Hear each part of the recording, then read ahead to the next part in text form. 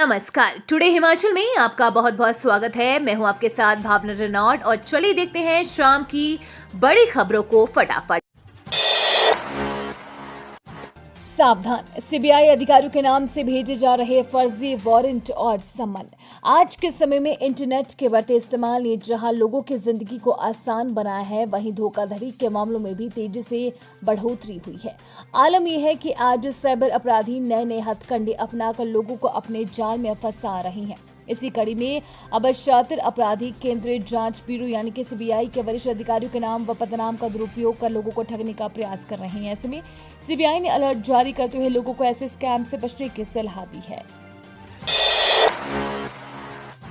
ऊना पीर निगाह मार्ग पर बसोली में श्रद्धालु से भरी ट्रैक्टर ट्रॉली पलटी, 14 घायल। हिमाचल प्रदेश के ऊना पीर निगाह मार्ग पर गांव बसोली में गुरुवार सुबह करीब 11:20 पर 30 श्रद्धालु से भरी एक ट्रैक्टर ट्रॉली सड़क पर अनियंत्रित होकर पलट गई। हादसे में कुल 14 श्रद्धालु घायल हुए हैं। घायलों को उपचार के लिए क्षेत्रीय अस्पताल ऊना लाया गया है।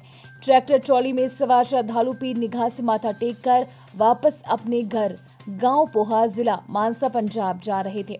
एसपी ऊना राकेश सिंह ने बताया कि पुलिस आगामी कार्रवाई कर रही है। भुंतर में कई दिनों से नहीं उठाया जा रहा कचरा, लगे ढेर, लोग हुए परेशान। नगर पंचायत भुंतर के वार्डों में जगह जगह कूड़े कचरे के ढेर लगे हैं। वहीं बाजार में भी कूड़े कचरे से लोग परेशान हैं। लोगों का कहना है कि इससे राहगीरों, बाजार में खरीदारी करने वाले लोगों और कारोबारियों को मुश्किलों का सामना करना पड़ रहा है। गर्मियों के मौसम में फैली दुर्गंध से बीमारियां फैलने का खतरा बढ़ गया है।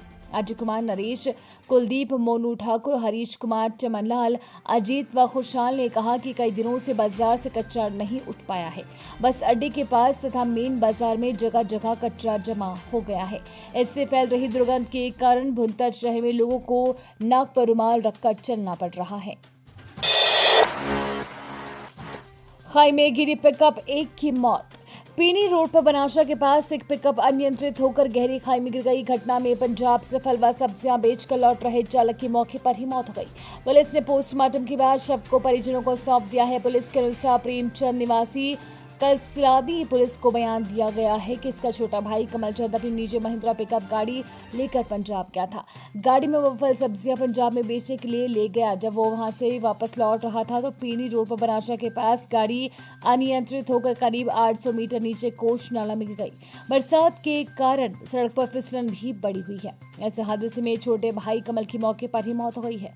अस्पताल पहुंचने पर चिकित्सकों ने चालक को मृत घोषित कर दिया। हिमाचल कैबिनेट की बैठक, आज होंगे कई अहम फैसले। हिमाचल प्रदेश कैबिनेट की बैठक गुरुवार को मुख्यमंत्री सुखविंदर सिंह सुक्खू की अध्यक्षता में राज्य सचिवालय में होगी। बता दें कि इस बैठक में कई अहम फैसले होंगे। बादल फटने की घटनाओं पर होगी चर्चा। विभिन्न विभागों में रिक्त पड़े पदों को भरने की कैबिनेट में मंजूरी दी जा सकती है। इसमें मानसून के दौरान बादल फटने से हुई घटनाओं के बाद राहत और पुनर्वास कार्यों से संबंधित चर्चा भी हो सकती है। आपदा में हुए नुकसान को लेकर राहत पैकेज पर सरकार निर्णय ले सकती है। पिछले साल आई आपदा के बाद एक तय अवधि के लिए सरकार ने अपने स्तर पर विशेष पैकेज दिया था। इस बार भी पीड़ितों को आवास सुविधा देने जैसे निर्णय हो सकते हैं। इसके अलावा हिमकेयर योजना में पाई गई अनियमितताओं पर चर्चा और स्वास्थ्य विभाग में ऐसी योजनाओं में विभिन्न सुधारों के लिए मंत्रिमंडलीय उपसमिति की रिपोर्ट भी राज्य कैबिनेट की बैठक में रखी जा सकती है। बैंकों से भी निजी अस्पतालों का रिकॉर्ड लेगी ईडी। फर्जी आयुष्मान कार्ड से करोड़ों के फ्रॉड मामले में ईडी निजी अस्पतालों का बैंक से भी रिकॉर्ड लेगी। ईडी स्वास्थ्य विभाग के अलावा बैंक ट्रांजैक्शन का रिकॉर्ड भी खंगालेगी। आयुष्मान फ्रॉड मामले में ईडी ने 4 बैंक लॉकर और 140 संबंधित बैंक खाते जब्त किए हैं। ईडी ने निजी अस्पतालों के बैलेंस शीटों की भी जांच कर रही है। ईडी स्वास्थ्य विभाग के रिकॉर्ड से निजी अस्पतालों की बैलेंस शीटों की क्रॉस मैच करेगी। ईडी ने स्वास्थ्य विभाग से भी निजी अस्पतालों का रिकॉर्ड तलब करने की प्रक्रिया शुरू कर दी है। ईडी ने निजी अस्पतालों में छापामारी के दौरान स्वास्थ्य योजनाओं के कई दस्तावेज जब्त किए हैं। ईडी फर्जी आयुष्मान कार्ड से करोड़ों के फ्रॉड मामले को लेकर आरोपियों से पूछताछ भी करेगी। आरोपियों से ईडी की पूछताछ में फर्जी आयुष्मान कार्ड से करोड़ों के फ्रॉड मामले से जुड़े कई अहम खुलासे हो सकते हैं। ईडी अस्पतालों की संपत्ति की जांच भी कर रही है। आयुष्मान योजना में ईडी की अब तक की गई जांच के अनुसार इस मामले में लगभग 25 करोड़ रुपए अपराध आय शामिल है। समेज मलाना पार्वती प्रोजेक्ट जांचेगी केंद्रीय एजेंसी। हिमाचल प्रदेश के समेज मलाना और पार्वती परियोजना का दौरा करने के लिए केंद्रीय एजेंसियों के विशेषज्ञ आएंगे। सूत्रों के अनुसार एक टीम का प्रारूप तैयार किया गया है जो अगले सप्ताह तक इन क्षेत्रों का दौरा करेगी। विशेषज्ञ देखेंगे कि आखिर इन परियोजनाओं में किस तरह की खामियां हैं और बादल फटने की घटनाओं के समय में इनको सुरक्षा के किन उपायों को अपनाना चाहिए, इनके डिजाइन में किस तरह से बदलाव हो, इस पर भी विशेषज्ञ अपनी रिपोर्ट देंगे। सूत्रों के अनुसार मुख्य सचिव को हिमाचल से इस टीम में जुड़ने वाले अधिकारियों की सूची भेजी गई है। इससे इन पर अप्रूवल मांगा गया है। कुल्लू और शिमला के जिला के इन स्थलों पर बादल फटने की घटनाएं पेश आई हैं, जिससे काफी बड़ा नुकसान हिमाचल में हो चुका है। अभी भी कई लोग लापता है, जिनकी तलाश चल रही है। कई लोग हादसों में अपनी जान गंवा चुके हैं। हर साल बिजली परियोजनाएं हादसों का बड़ा कारण बनती जा रही है, जिनमें डैम सेफ्टी को लेकर कई तरह के सवाल खड़े हैं। पहले मलाना क्षेत्र का दौरा किया जाएगा, जिस पर मलाना के 2 प्रोजेक्ट हैं और हर साल बरसात में इन परियोजनाओं से नुकसान हो रहा है। इस बार यहां प्रोजेक्ट को काफी ज्यादा नुकसान हो चुका है।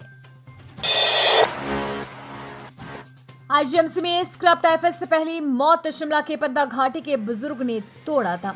इंदिरा गांधी मेडिकल कॉलेज एवं अस्पताल में स्क्रब टाइफस से पीड़ित मरीज की मौत हो गई है। अस्पताल के वरिष्ठ चिकित्सा अधीक्षक डॉक्टर राहुल राव ने इसकी पुष्टि की है। उन्होंने बताया कि इस बीमारी से इस साल की ये पहली मौत है। आईजीएमसी में पंता घाटी के रहने वाली 91 साल का पीड़ित मरीज कई दिनों से अस्पताल में उपचाराधीन था और 29 जुलाई को मरीज को मेडिकल आईसीयू में दाखिल किया गया, जबकि 2 अगस्त को मरीज का स्क्रब टेस्ट पॉजिटिव आया।